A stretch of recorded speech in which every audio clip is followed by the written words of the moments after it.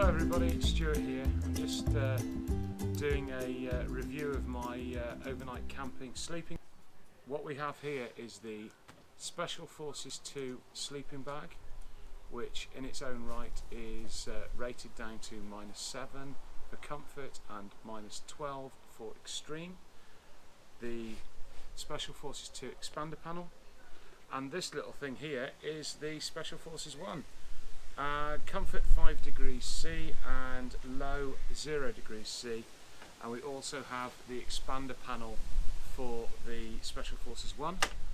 And this bag contains the zip baffle, which allows me to connect the Special Forces 1 and expander panel to the Special Forces 2 and expander panel to give us up to 5 season. It'll deal with anything that the British Isles have got to throw at us. It might be bulky, synthetic insulation, however I don't have to be worried too much about it getting wet because it'll still keep me warm if it gets damp. Last year when I walked across Scotland on the Great Glen Way, I actually took this bag with me and slept underneath it as a quilt. I didn't take the expander panel with me because I was struggling for space in my Osprey Exos 48.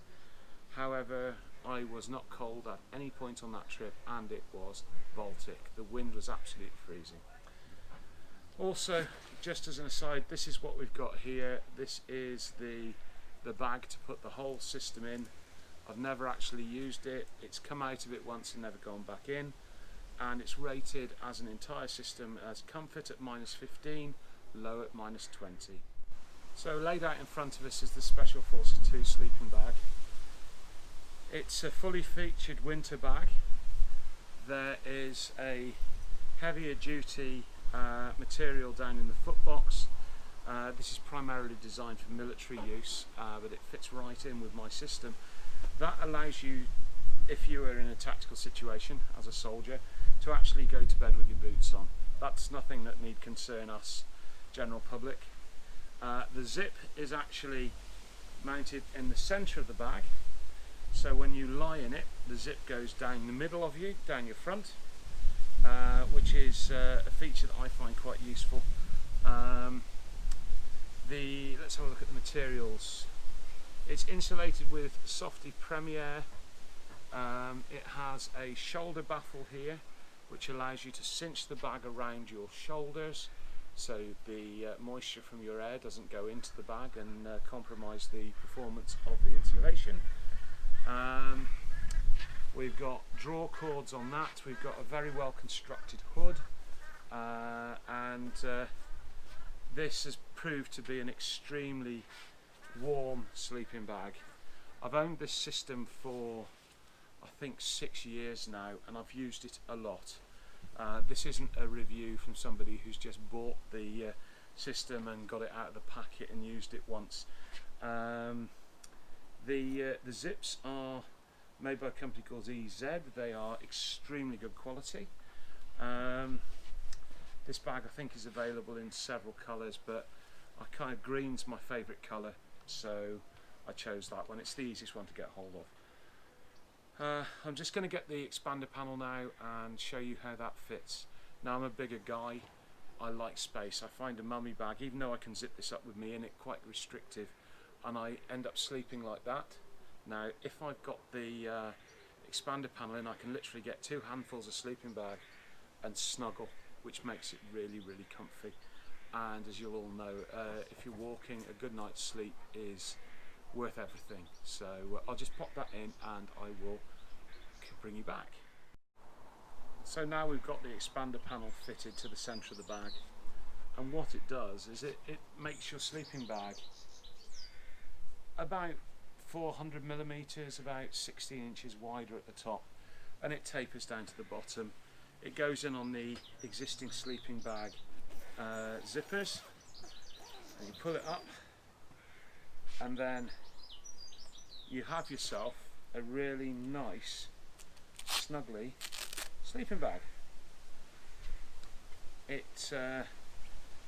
You can still connect the shoulder baffle outside. It has its own drawstring, so you can cinch it up and really keep the heat in the bag. It's a really, really nice feature, and I've come to an age now, I'm in my 50s, where I really like a decent night's sleep, and I'm prepared to carry a little bit more to allow me to have a decent night's sleep, rather than struggling with stuff which is less than optimal. So we're going to move on now to the Special Forces one, which is the summer bag, and we'll run through that exactly the same.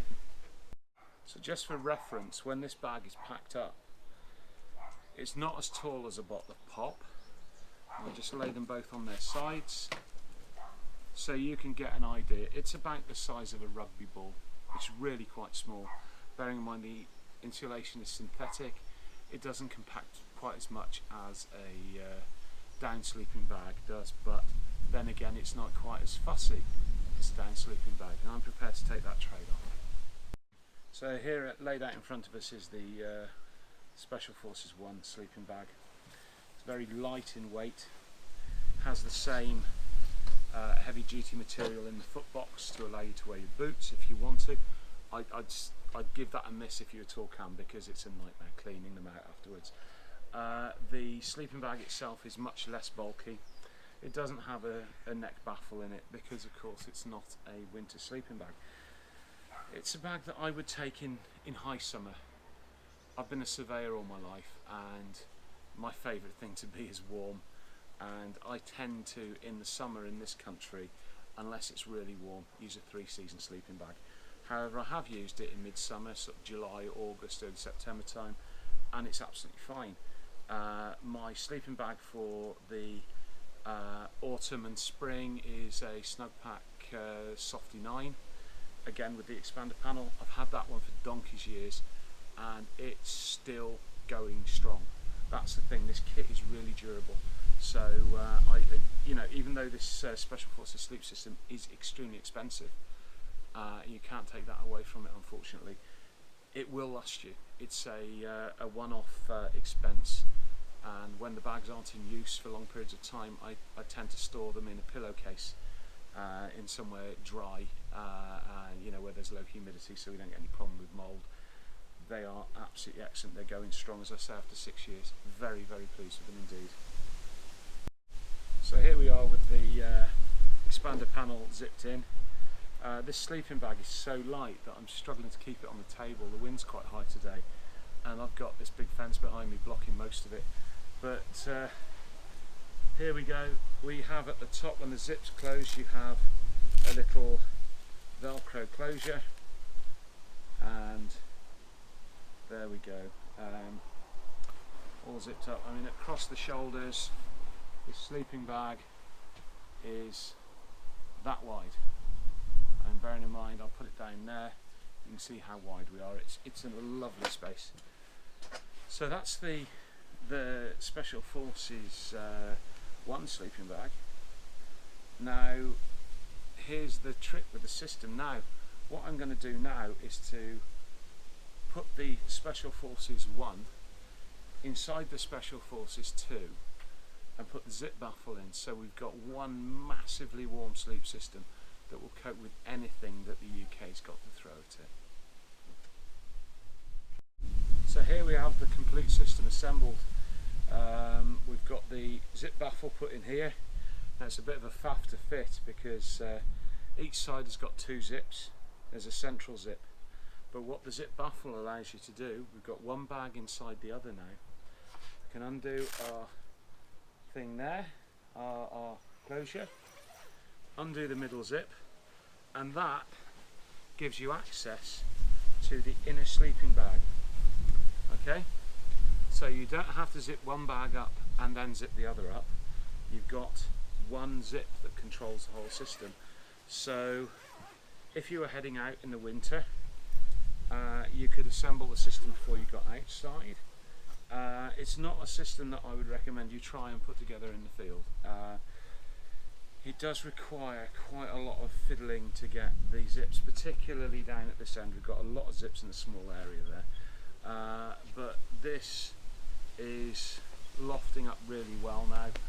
and you're good, as it said on the bag, down to about -15 in this, and let's face it, if it's colder than that, should you really be out there? The system itself I found to be fantastic. I'm a big fan of Snugpak gear. I've got quite a lot of it. Particularly I've just picked up their ionosphere tent, and you know, that's fantastic. I've got a rocket pack rucksack that I used to use years ago. That's kind of been replaced by a Carrymore SF Predator 45, because that fits into what I like to do better.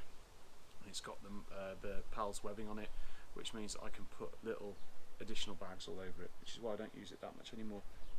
However, this system has been a constant friend. It's kept me warm in some very cold camps in Scotland, and I'd highly rate it. I'm not sure what the retail price of it is now, but it might be a staggering figure, particularly when you add in the expander panels. However, I think it's worth every penny, and you will be making a big investment. I'm not getting away from that, but it's an investment that will pay you back in spades. It will take you everywhere you need to go.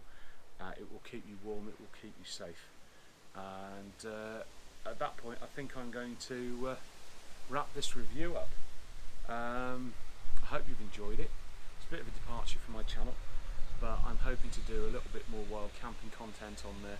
I've put a video out today and it's been well received, so I'm hoping to put out a few more in the future.